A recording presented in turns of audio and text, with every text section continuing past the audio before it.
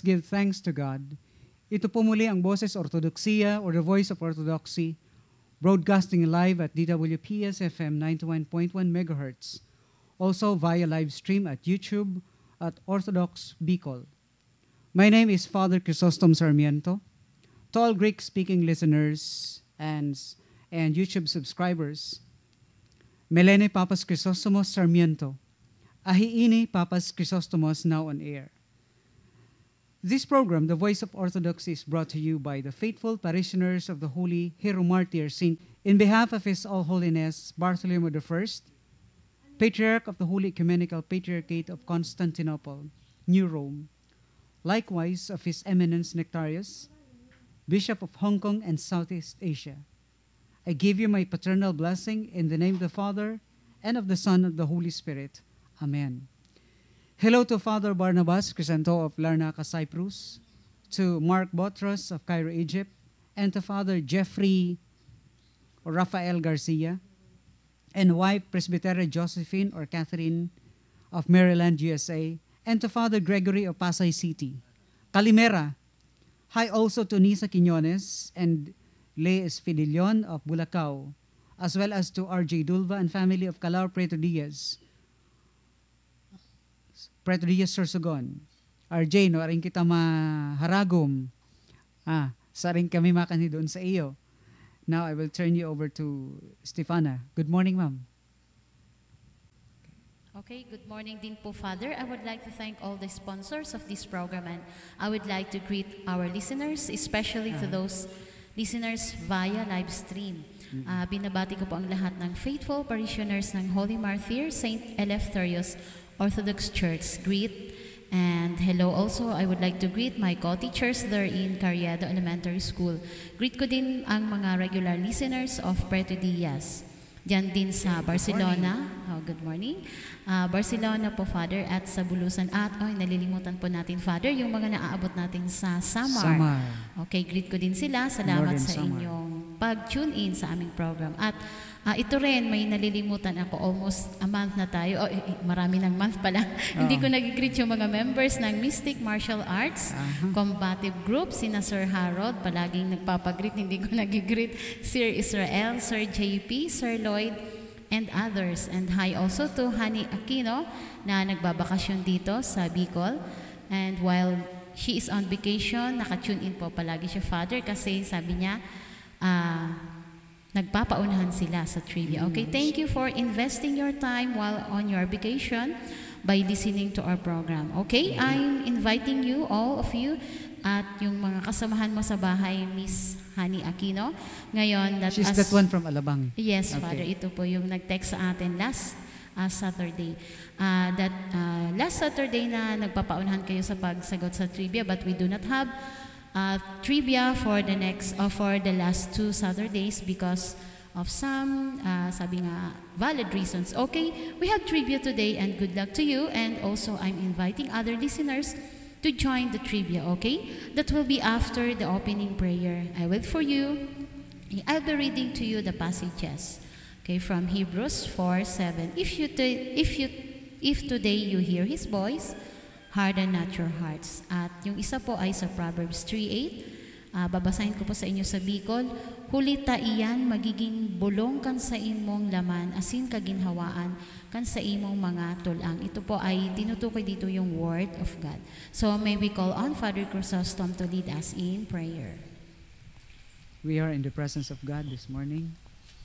Let us ponder in His presence as we pray together.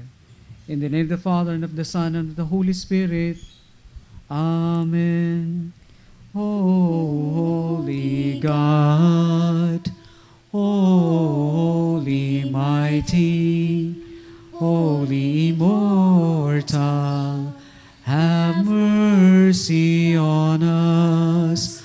Agios o Theos, Agios Iskiros, Agios Satanatos, eleison imas. O Holy God, Holy Mighty, Holy immortal, have mercy on us. Glory to the Father, and to the Son, and the Holy Spirit, now and forever, and to the ages of ages. Amen. All Holy Trinity, have mercy on us. Master, pardon our transgressions. Holy One, visit and heal infirmities for your name's sake. Lord have mercy, Lord have mercy, Lord have mercy. Glory to the Father, and to the Son, and to the Holy Spirit, now and forever, and to the ages of ages. Amen. Our Father, who art in heaven, hallowed be thy name. Thy kingdom come, thy will be done on earth as it is in heaven. Give us this day our daily bread, and forgive us our trespasses, as we forgive those who trespass against us. And lead us not into temptation, but deliver us from evil. To the prayers of our holy fathers, Lord and Jesus Christ our God, have mercy on us and save us. Amen. Lord, save your people and bless your inheritance. Grant victory to the Orthodox over their adversaries. Enjoy your commonwealth with your cross. Glory to the Father, and to the Son, and to the Holy Spirit. You were lifted up into the cross of your own will upon the people that bear your name. In your strength, make glad the Orthodox, giving them victory over their adversaries. May they have your lance, a weapon of peace, an invincible trophy, now and forever, into the ages of ages. Amen. O awesome and ever-present protection, do not overlook, O gracious one, our supplications. Most praised Theotokos, establish the Orthodox people, save those whom you have called to govern, and grant them victory from above. For you, Blessed One, have given birth to God. Have mercy on us, O God, according to your great mercy. We pray to you, hear us, and have mercy. Lord have mercy, Lord have mercy, Lord have mercy. Let us pray for pious and Orthodox Christians. Lord have mercy, Lord have mercy, Lord have mercy. Let us pray for Archbishop Nectarius. Lord have mercy, Lord have mercy, Lord have mercy. For you are merciful and loving God, and to you we give glory, to the Father, and to the Son, and the Holy Spirit, and now and forever, and to the ages of ages. Amen. In the name of the Lord, Father, give the blessing. Glory to the Holy and consubstantial and life-giving and undivided Trinity always, now and forever, and to the ages of ages. Amen. Being calmly adorned in thy sacred priestly robes, and duly drenched with the strings of thy pure and sanctified blood, thou didst soar aloft to stand before thy Master Christ, hence never cease to intercede for those honoring with faith thy mighty and blessed contest. Thou overthrower of Satan, O wise and blessed Eleftherios.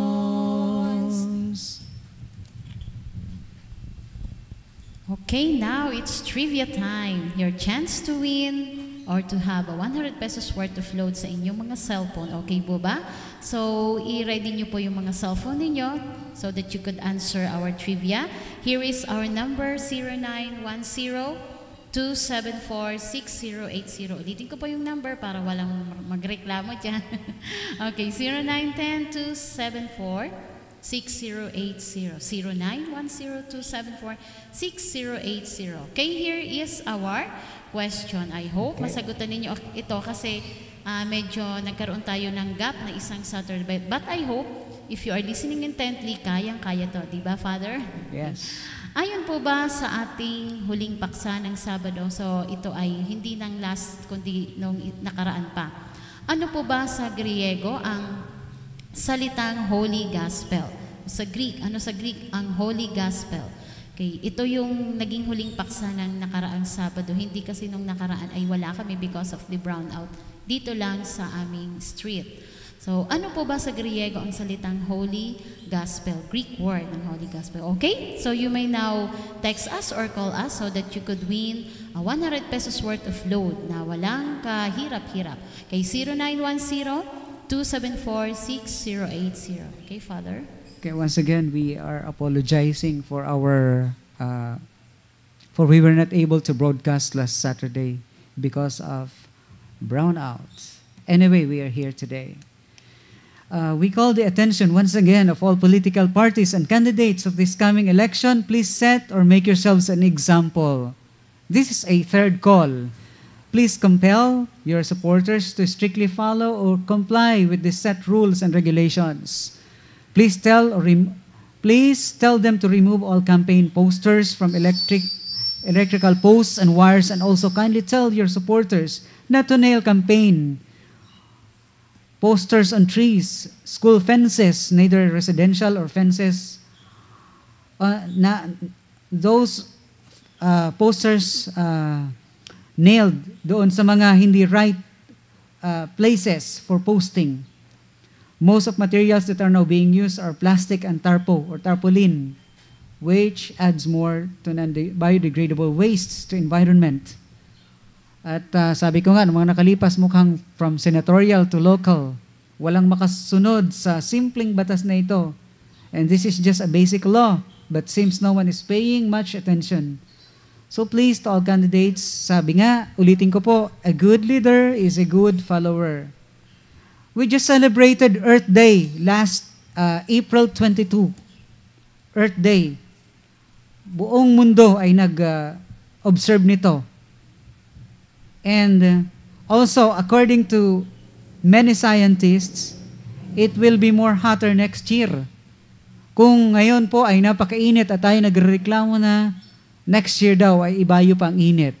Come to think about that. Napakahirap, napakainit na nga ngayon, mas init pa daw next year. So let's plant trees, mangroves, magkaroon ng replenishment yung mga nawawalang puno, conserve water, preserve the environment. Ang example dito is the Republic of Kiribati in Pacific. This is an island country in the Pacific na malapit nang mawala sa mapa ng mundo. Unti-unti na silang pinalulubog at kinakain ng dagat, Republic of Kiribati. Tayo din po, witness tayo. Diyan po sa Rizal Beach na napakaganda ng araw, diyan din po sa Maydangkalan Beach na kinakain na rin ang lupa at napakalapit na sa kabahayan. Okay. Let's conserve water and we better plant trees for the future, for our children's children and the next generation to come. Last Saturday, sayang, brownout. We celebrated the 23rd year of the Orthodox Church presence in the Philippines. Kronia Polia. Many years.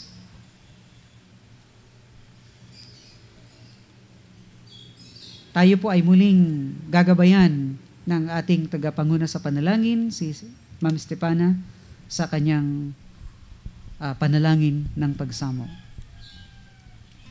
Sana po ay lahat tayo makisa sa panalangin ng pagsama para po lahat tayo maging tagapangalaga ng ating kalikasan. Ang panalangin ng pagsamo. Lubos kaming nagpapasalamat, O dakilang Diyos, sa lahat ng iyong nilikha, ang araw, buwan at mga bituin, ilog, lawat dagat, kabundukan, kagubatan at halamanan, mga hayop at kulisap sa tubigan at katihan, mga isda at ibon, mabangis at maamo, malaki at maliit. Ang panahon ng tag-ulan at tag-init, sa araw man o sa gabi, pinupuri ka namin o makapangyarihang lumikha.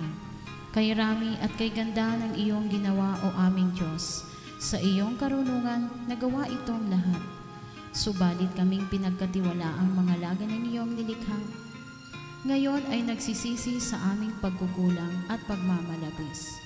Patawarin kami sa ginawa naming pang-aabuso sa iyong mga nilikha, dahil sa aming kapabayaan, kamangmangan at kasakiman.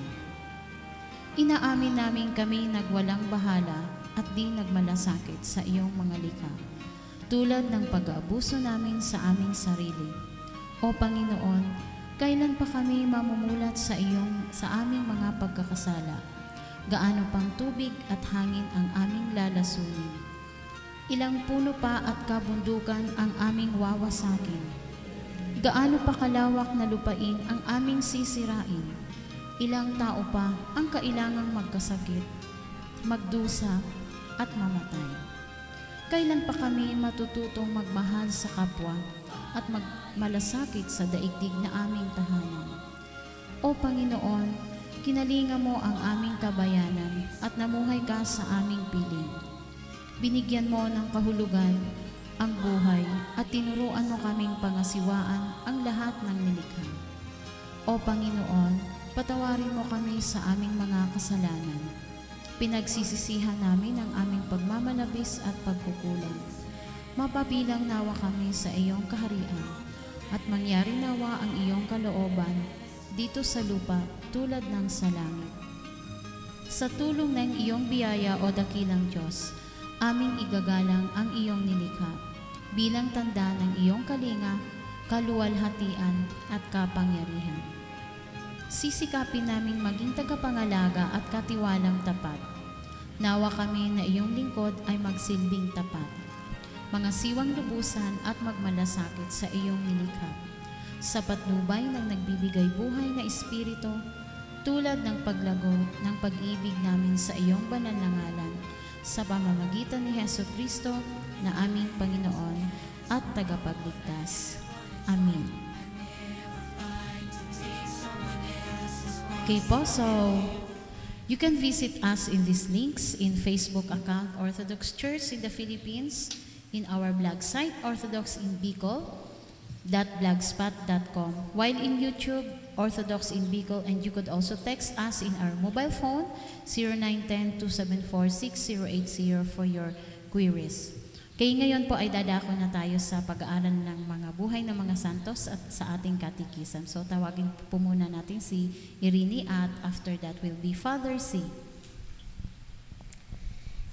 It is written in the book of Romans, chapter 12, verse 1 to 2, that therefore I urge you, brothers, in view of God's mercy, to offer your bodies a living sacrifices, holy and pleasing to God.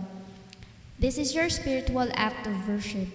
Do not conform any longer to the pattern of this world, but be transformed by the renewing of your mind. Then you will be able to rest, to test, and approve what God's will is, His good, pleasing, and perfect will. So hello po sa inyong lahat dyan, at ako po si Irene, and again, welcome sa The Voice of Orthodoxy. Narito tayo sa segment ng The Lives of the Saints at ibabahagi ko sa inyong umaga ang buhay ni Saint Maximus, whose feast is tomorrow, April 28. Nais ko po munang batiin si Maximus June Escanilla ng Luna Candol. Happy name day po sa iyo. Simulan po natin ang paghahatid ng kwento ng buhay at kamatayan ni Saint Maximus. Okay. The martyrs Maximus, Dada, and King Tilian suffered under the Emperor Diocletian noong taong 284 hanggang 305, who issued a decree o nagpalabas ng decree requiring everyone to offer sacrifice to the pagan gods during the public festivals and to put Christians to death o patayin ng mga Kristiyano noon. Tarquinius and Gabinius, the emperor's representatives in Dorostolum, made a sumptuous feast, attended not only by the inhabitants of the city, but also people from the surrounding villages. After the festivities, may nagsumbong or someone reported to the emperor that the three brothers, Dada, Maximus, and King Tilian, did not obey o hindi sumunod sa imperial decree and withdrew themselves into the Azovia forest. Soldiers were sent after them, who caught the holy brothers at prayer and led them forth for trial. The governors interrogated the brothers, who confessed themselves Christians. Tarquinius offered to make Saint Maximus a pagan priest of Zeus, but the saint called Zeus a foul adulterer and again confessed the true God. Tarquinius attempted to reason with Saints Dada and Quintilian. They said that their brother was well versed in the Holy Scripture, and they would follow him in everything. They threw the martyrs in prison, but they thought only of the salvation of their souls. At midnight, nang makatulog ang tatlo, the devil appeared to them. When the martyrs woke, they beheld an angel who said, "Fear not, for God, your hope brings you to himself. He is not far from you and will sustain you." In the morning, Tarquinius told the brothers that the gods had revealed their will to him in a dream. They were to be put to death if they did not offer sacrifice. The martyrs answered that the Lord had commanded them to endure torments for his sake. For torturers and interrogations continued for several days, from morning to evening. Finally, they sentenced the martyrs to death, led them out under guard to their forest, and beheaded them with a sword. Sa muli, nakita natin na mas pinipili ng mga nagmamahal sa Panginoong Diyos na mapanatili ang pananalig sa Diyos at mamatay na nanatiling tapat. Kaya sa masaya o marangya ang buhay na ang kapalit ay pagkawalay sa presensya ng may likha. So, happy listening po sa inyong lahat. Sa muli ito po ang inyong kaibigan, si Irini. Magandang umaga po. Let us pray before our catechesis. Heavenly Father, we affirm your presence here today. We affirm your power, and we affirm your love and commitment to us. Shine forth within our hearts the incorruptible light of your knowledge, O Master, lover of mankind, and open the eyes of our mind to the understanding of the preaching of your gospel. Instill in us also the fear of your blessed commandments, that, trampling down all lust of the flesh, we may pursue a spiritual way of life, or theosis, being mindful of and doing well that is well-pleasing unto you. For you are the enlightenment of our souls and bodies. O Christ our God, and unto you we send up glory, together with your unoriginate Father, and your most holy and good and life-creating Spirit, now and ever, and to the ages of ages. Amen. Ngayon po umaga, ay itutuloy ko po ang ating paksa. Our subject about saints. What is a saint? O sino-sino ang mga santo? Saints are people who have consecrated themselves wholly to strive to express in their daily lives the love of God as revealed in Jesus. And the Greek word for saint is agios. Comes from a root word that means not like anything else or different. Saints are different from the people of the world, and they march to the tune of different drummer, and they are conformed to the will of God in Christ. A saint is a mirror who reflects not himself but Christ. Ang santo raw po ay isang salamin na ang nire-reflect ay hindi ang kanyang sarili, kundi si Kristo. Sinulat ni San Pablo sa mga taga-Roma. St. Paul wrote to the Romans To all God's beloved in Rome who are called to be saints, Romans 1:7. To the Corinthians, he wrote, to the church of God which is at Corinth, to those sanctified in Christ Jesus, called to be saints, 1 Corinthians 1:2. When Paul was writing to the church in Rome and Corinth, reminding them they are called to be saints. At ang mga sinulatan ni San Pablo, ni Apostol Pablo noong araw na yon, sa panahong yon, ay mga buhay pa. And they are members or were members of the churches both in Rome and Corinth. But St. Paul addressed them as saints. They call them saints. He was not writing to people likely to figure in stained glass windows.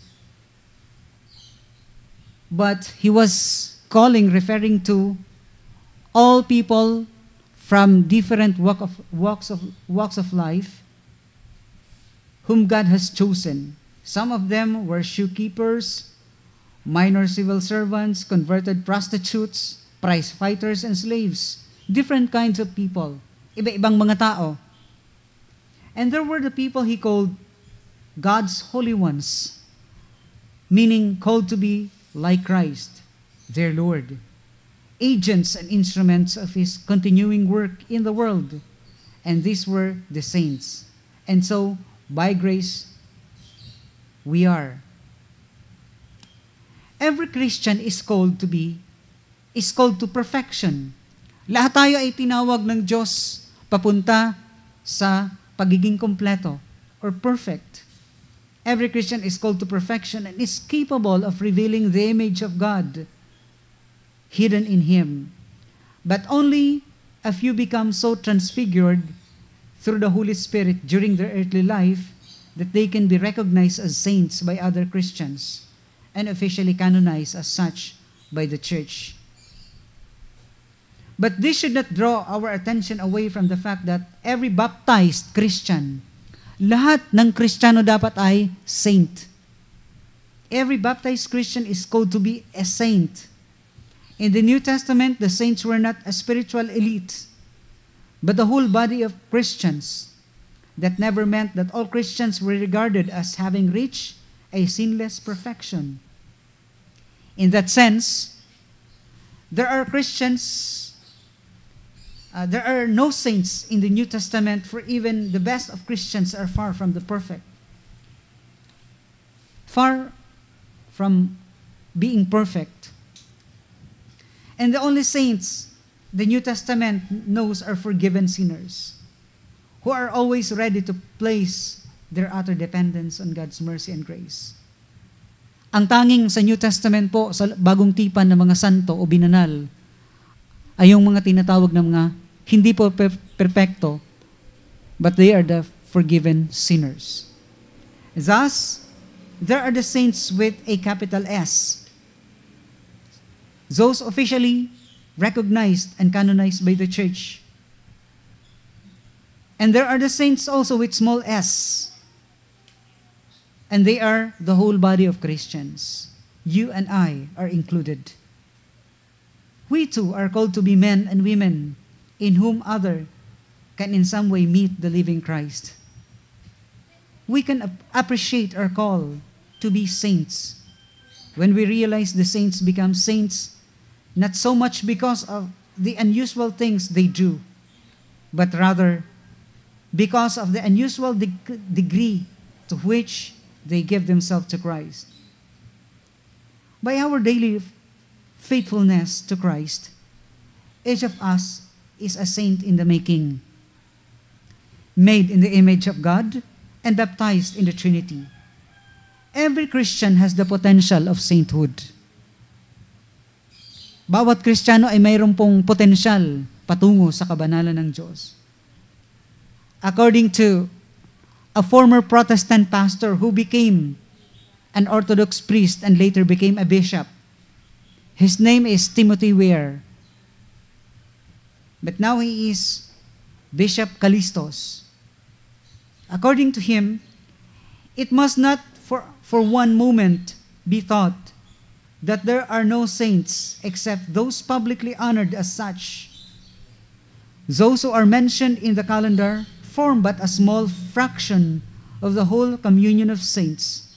Besides them, there is a great host whose names are known to God alone, and these are venerated collectively on the Feast of All Saints observed on the first Sunday after Pentecost.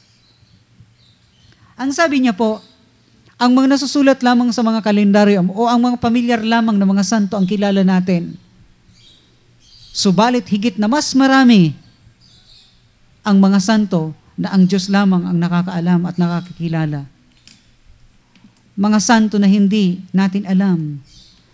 There are so many unknown saints dito sa mundo na ang Diyos lamang ang nakakakilala o nakakaalam. Saints come from every class and occupation, from different walks of life, every temperament and background. They show us how Christ can be imitated in everyone's life, including our own. As we have models in business, we have also models in science, in homemaking. So we have faith models as well. Meron din tayong mga huwaran o modelo. We have soldier saints, scholar saints, politician saints, missionary saints, parent saints, praying saints, healer saints, worker saints, and most importantly of all, sinner who became saint. Saints are not perfect people, and to be a saint is to be the best one can be by God's grace. That is why every saint is different, and why every Christian can become. I've told you the last time here on this radio program, may dalawang uri lang ng kapag ka daw ang isang tao ay umakyat na sa langit, may tatlong bagay siyang ikagugulat at pagtatakhan. Ano po yun? Una, makikita niya ang mga tao na inaakala niyang hindi makakapasok sa langit na nandoon. At ang pangalawa, magtataka siya sapagkat yung mga tao inaakala niyang nandoon sa langit ay wala. At ang pangatlo na kanyang ikapagtataka ay naroroon din siya sa piling ng Diyos. It's only by grace that we can enter the kingdom of heaven. These saints were people who were just as human as we are. They were jealous, spiteful, scheming, mandaraya, o clever, lustful, makalaman, often depressed and utterly discouraged. They did not walk through life with halos gleaming, yung mga bilog sa ulo na nagliliwanag. With kindness and love streaming from them 24 hours a day. There were strong disagreements among them. In fact, St. Paul and St. Barnabas, for example, had a strong difference of opinion as to whether to take John Mark along with them on missionary journey. Nag-aaway sila ang dalawang ito, si St. Barnabas at St. Paul. Kung kanino sasama si John Mark. And their disagreement was strong enough to make them agree to go their separate ways. Naghiwalay sila ng landas sa kanilang misyon. Writing to the saints at Corinth, St. Paul reminds them that some of them had been fornicators, idolaters, adulterers, thieves, magnanakaw, makalit, covetous, extortioners. But now in Christ they were washed and sanctified. He tells them, "Thanks be to Christ our God, who washes our soiled humanity and transforms it into an attractive image of Christ and serves us an inspiration to others." Tayo po ay galing sa lusak ng kasalanan, mga kapatid, mga kaibigang nakikinig. Ipinakikita lamang ng Diyos na anumang sakit na ating naramdaman, na nagdulot sa atin, alam nyo kasi ang kasalanan, minsan hindi naman sadya ng tao. Minsan out of desperation. Sa labis na pangangailangan. Minsan sa labis na galit, nakakaganti ang isang tao. Minsan outburst lang nakakapatay ang isang tao. At doon tayo kapag-sisi natin afterwards ang ating mga kasalanan. Matapos nating siraan ang isang tao, ito ay masama rin sa ating kalooban.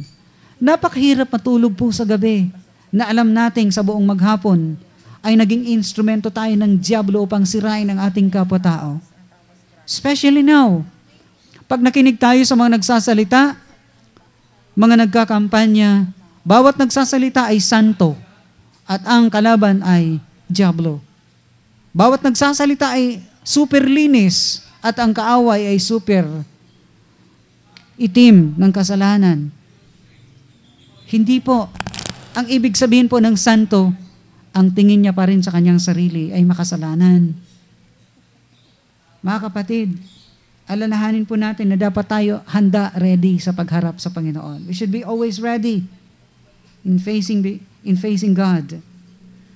At in facing the Lord, ang pagharap natin sa Kanya ay walang nakakaalam kung kailan. Ang tao, hindi naman niya alam kung kailan siya mamamatay. We don't know. No one can tell us. Napakahalaga. Napakahalaga. Hindi po perfecto ang mga santo. Subalit sila ay mga tinasabi nating forgiven sinners. As St. Paul wrote to the Ephesians, so then you are no longer strangers and sojourners, but you are fellow citizens with the saints and members of the household of God. Ephesians 2:19. Every Christian has status. He or she belongs. We are fellow citizens with the saints and members of the household of God. Christians should be taught from infancy. Ang mga Kristiyano doon ay dapat turuan na mula pagkabata, napakabata pa, mula sa napakamurang edad. From infancy. Kaya sa Orthodox Church, even infants receive Eucharist. Even infants receive baptism and chrismation. According to the Bible, suffer not, prevent not the little children to come unto the Lord. Kahit wala pa sila sa sinasabing age of reason, nandun na, nauuna na, according to Saint Tertullian, wala pa mang kaisipan ang isang tao, hindi pa man siya marunong magrason, bago pa man dumating sa kanya ang kaalaman ng mga bagay-bagay, nauuna sa kanya ang grace of God. This is what the Lord has told us, to suffer not the children to come unto Him. In fact, it was the Lord who told us that unless we become children, we cannot enter the kingdom of God. We will never see heaven. So from infancy, we teach orthodoxy. We teach Christianity. From infancy to have the right kind of family pride. The kind that makes us want to live up to the family standard. The head of our family is Christ Himself. Some of our brothers and sisters are the Theotokos, John the Baptist, the Apostles, Saint Basil, Saint Chrysostom, and countless others. We belong to them, and they to us. It is a distinguished family tree. A Christian does not walk alone, as if sealed in grace, as if he is alone, completely alone. No, because we are members of God's family. As such, we must help and be helped by others. No Christian is an island. We need to help each other. We need one another. Orthodox Christians does not espouse a narrowly individualistic Christianity, yung bang God and me mentality, God and me relationship that only me and God. No, God, me, and others. Ito ang nararapat This is the right concept. And the church is a family, God's family in which we are concerned for one another. In the words of St. Paul, if one member suffers, all suffer together. If one member is honored, all rejoice together. Quoted from 1 Corinthians 12, verse 26. The Russian theologian Alexis Kumyakov, 1804 to 1860, said, "We know that which one of us falls, he falls alone. But no one is saved alone. He is saved in the church as a member of her and in union with all her other members."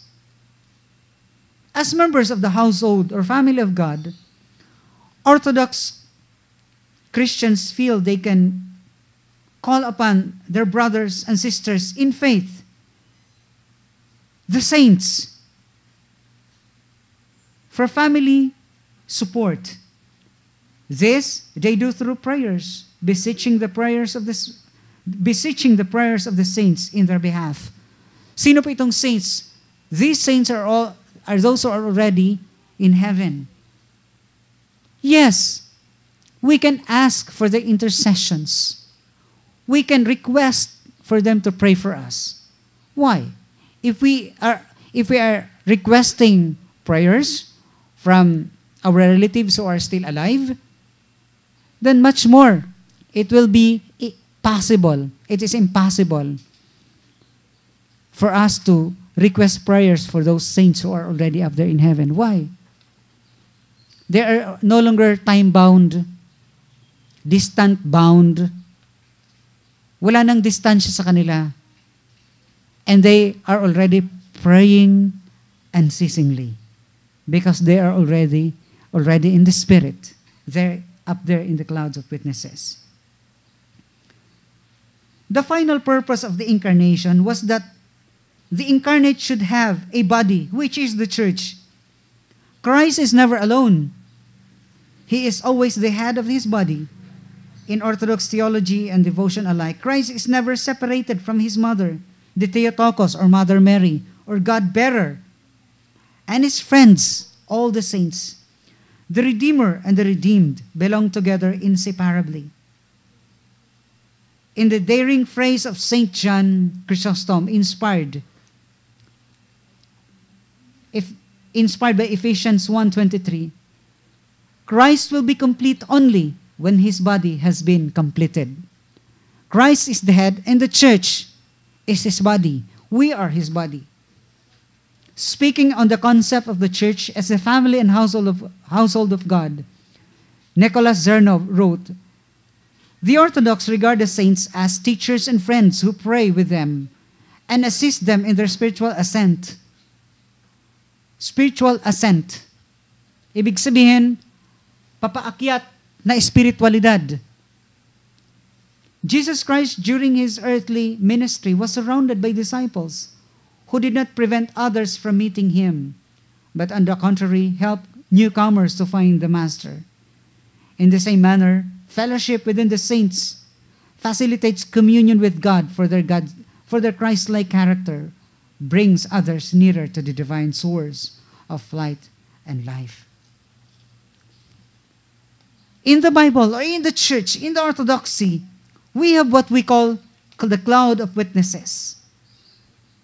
The Bible also speaks of bleachers. Kumbaga sa gymnasium, di ba may tinatawag na bleachers?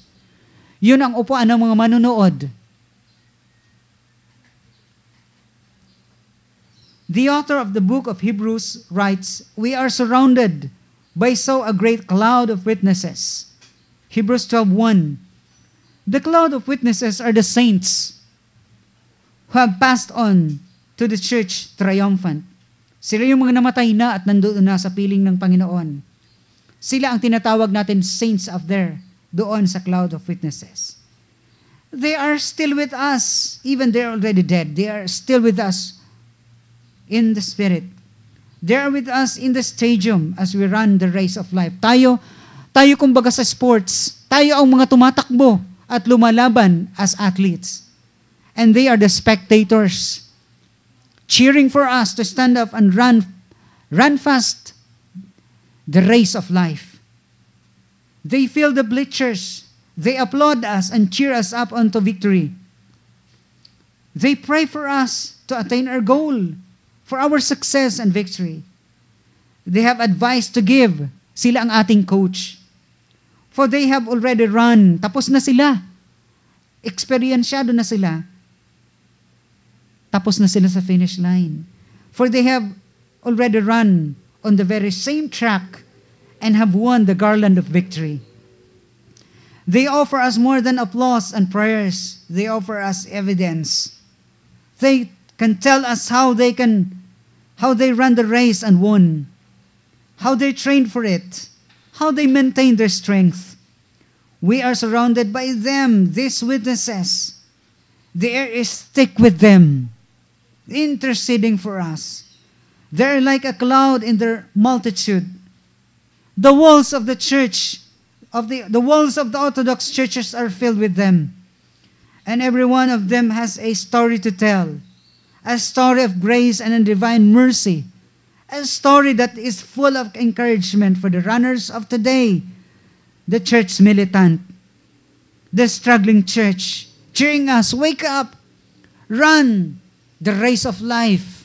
Yun ang sinasabi sa atin ng mga santo. They advise us, they coach us to run well the race of life. Sapagkat sila ay tapos na. Tumanggap na sila ng tropeyo ng buhay. At sila ngayon kahit patay na, they are not separated from us. Yes, physically they are separated, but spiritually not.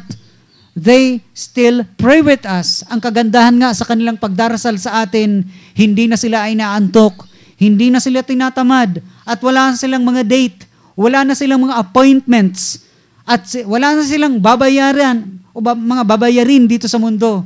No more anxiousness, no more earthly cares and problems. That's why they are wholly devoted to pray and intercede for us. They are our saints.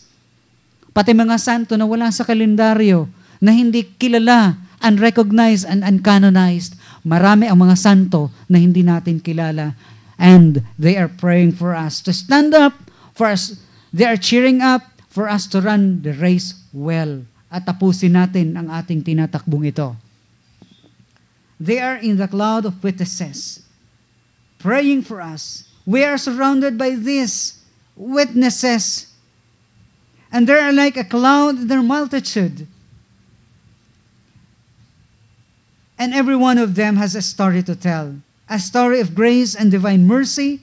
A story that is full of encouragement for the runners today. If only we will listen to them. David, Saint David, Daniel, Isaiah, Jeremiah, Matthew, Mark, Luke, John, and millions or even billions of others. We are surrounded by the great cloud of witnesses. We are not of them, not one of them silent or indifferent. All of them are eager to share with us what the Lord did for them, how they found Him, what grace they received. It is because we are surrounded by so great a cloud of witnesses that we are exhorted to lay aside every weight and sin which clings so closely. Kaya ito minsan ang atake sa amin ng mga Orthodox, atake ng mga Protestanteng tagapagturo. Bakit kayo humihingi ng dasal sa mga santo? Because we as Orthodox Christians, we ask the intercession of Mama Mary. We ask the prayers of those who have already long departed and already in the presence of God. Why? Sabi nila, according to some Protestant teachings, hindi na sila pwedeng manalangin sapagkat sila ay patay na. At wala na. Hindi na nila tayo marinig. Hindi po ang tao, according to Orthodox teaching, ang tao, pagkatapos niyang mamatay, automatic yun. Immediatamente po, kaagad-agad. Pupunta siya kung saan na siya destino. Wala nang liku-liku yan. If you live a godly and holy life here on earth, you will go directly to heaven. If you live a bad life and a worst life here on earth, immediately you will go to hell. At wala nang magagawa pa, itong pagkakaiba sa Orthodox Church, wala nang magagawa pa ang padasal mo kahit magbayad ka pa ng sangkaterbang mga tao upang magdasal sa iyo. ikaw lang ang tanging sarili mo ang makakapagligtas sa sarili mo kung paano ka dito nabuhay sa mundo. Mismo ang Santo Papa ay inalis na ang katuroan that there is limbo for those unbaptized children. There is no limbo actually. Yung po lang ay fictitious o haka-haka na katuroan. And even the Orthodox Church, there is no such thing as purgatory. Kung meron man, maybe it's here on earth. We are being purged. Kaya kung tayo ay mabubuhay sa mundo, sabi nga, we will never pass this way again. Hindi na tayo daraang muli dito. And after this, di ba? This is biblical. There is no purgatory.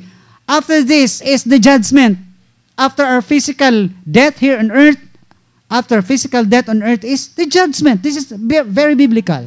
Wala nang liku-liku po. Bakit tayo humingi ng tulong sa mga santo upang sila ay ipagdasal tayo na kagaya nila, tayo rin po ay makasunod sa kanila. Tayo po ay nahahapo. Ano mang pagsisikap natin na mabuhay ng banal sa mundo, nagkakasala tayo. Nagkakasala tayo mga kapatid. And this is what we call sin after baptism. Di ba? Kaya tayo binabautismuhan, binibinyagan, upang maalis ang ating original sin, ang ating kasalanan. Subalit matapos tayong binyagan, patuloy pa rin tayong nagkakasala habang tayo nabubuhay. Doon naman po papasok ang kumpisal. Doon po ang sacrament of penance. Doon naman papasok ang grasya ng Diyos, the touch, the kiss of God. Upang tayo ay magkaroon muli ng relasyon sa simbahan, mapanauli, ang tawag natin doon ay communion with the church. I believe, di ba, sa minatubod ako, di ba, ayon sa Nicene Creed, or may it be Apostles' Creed, or Athanasian Creed. Actually, there are 3 creeds. Apostles' Creed, Nicene Creed, and Athanasian Creed.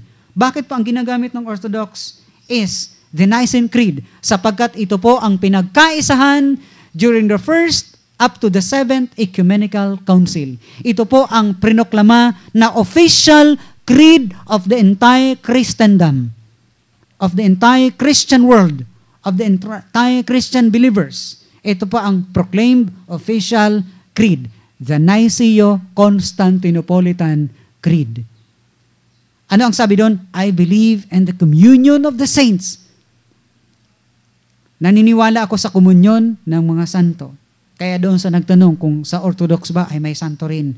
Yes na yes. Yes na yes. At hindi lamang po ang mga santo ang tinutukoy sa Bible na mga patay na. Even today, there are living saints. Sino po yon? Members of the church militant. Lord have mercy. Lord have mercy. Lord have mercy. Here endeth our catechesis for today. Amen, amen, amen.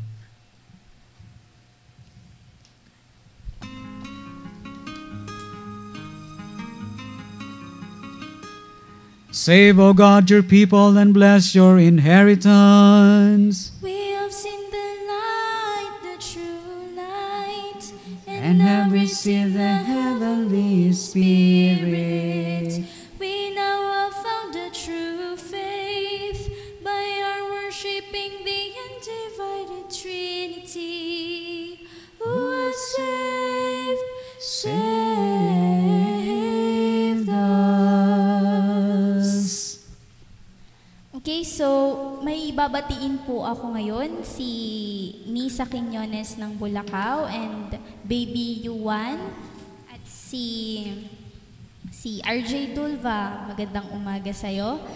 At sa aking sexy at magandang auntie na si Auntie Menchi Tacorda ng Lucha at ang aking pinsan na si Gian Tacorda.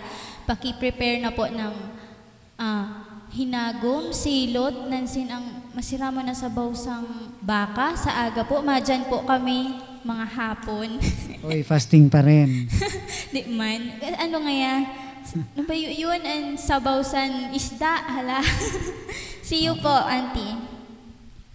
Okay, so thank you rin sa iba mo pang mga greetings. And before we have announcements, I would like to greet Arlene at ang mama niya, si Tia Salome, na pirmi po nagbabati. At greet ko din si Junjun Farenas dyan sa Wilson's Trading at sa mga kasamahan mo dyan, Junjun. So, hello and thank you for listening. Okay, meron ditong nag-try. Father, kasi actually, I really want to confirm kasi he or she pala. She recorded your catechism and then, yes. Tapos ito po yung kanyang sagot sa ating trivia. So, ano nga uli ang tanong sa trivia? Ano ba yung... Sa Greek. Sa Greek, ang salitang Holy Gospel. Okay. So yung... Anong sagot? According po sa kanyang record, so ito po, Ectocata Evangelio. So ito po ay galing sa 551 at meron pa po ditong nag-try na isa sa salamat sa inyo. Kaya lang, sa Greek ito nasulat. Hindi ako marunong. Sorry. Si Ma'am Estefana ay hindi pa Greek-oriented sa language. Nakasulat ito actually sa Greek. I-E-P-A-E-U-Y-Y. How do you... Father, siguro sa mga translation ito tiningnan. So tutulungan ako ni Father sa ating answers. Ang Greek, sa Greek, the Holy Gospel in Greek is Ageo Evangelio. Or ang correct pronunciation is silent H, Ageo. Ageo. But there is an H there, Ageo Evangelio. Ageo Evangelio. So, ano po yung Father na narinig nila? Yung Ectocata. Yung the reading is taken from the Holy Gospel of ganyan. So, sana pala Ectocata, the reading, parang ganun. Ectocata, Mateon, Ectocata. Malapit na tayong mag-time. Okay, so sorry, thank you sa pag-try ninyo. Okay, next time, i-try uli nyo. Bakasyon pa naman, so andyan pa naman kayo. Okay, so pinapag-greet niya yung nagsagot po si Jing, Ernest, at Obi. So thank you. So everybody is invited to our Divine Liturgy every Sunday at 9 to 11 a.m. at Holy Martyr St. Eleftherios Orthodox Church located at Balo del Norte, Gubat, Sorsogon, Philippines. And right after is the Catechism, and we would like also to thank our sponsors for this program. Without you, we could not air our program, The Voice of Orthodoxy. And thank you for listening. Sa lahat ng nakatune in, this is Estefana and Past Father Chrysostom for additional Okay, message. tomorrow is Palm Sunday in the Eastern Orthodox Church. Palm Sunday po, mag-start pa lang po ang Holy Week ng Orthodox Church tomorrow. Let's meet and talk if you wish to meet or see me or further understand Orthodox catechesis. Please communicate with us. We will gladly help you. John 8:32, and you shall know the truth, and the truth shall set you free. Say agopo, I love you, goodbye. Yosos. This is the Voice of Orthodoxy and Father Chrysostom Sarmiento, now of air.